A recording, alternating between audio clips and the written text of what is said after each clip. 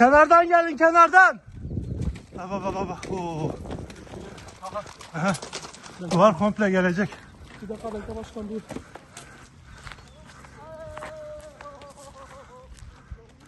Gel boş ver onları, gel.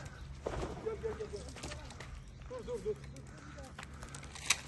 Evet, buradan da patlıyor. Şu an basıncı kaldırmıyor.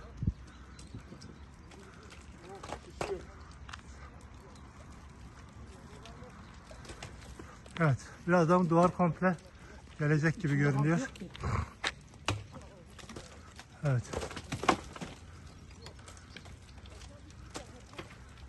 2-3 saniye tamamen yıkılacak.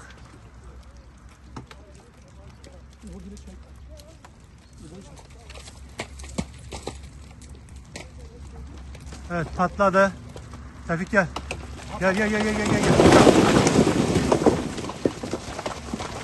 Gel. Gel çıkalım artık, gel.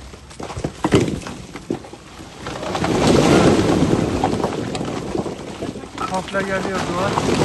Kenara gel. Kenara gel.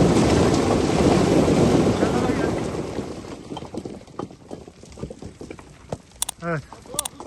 Duvar patlamış durumda.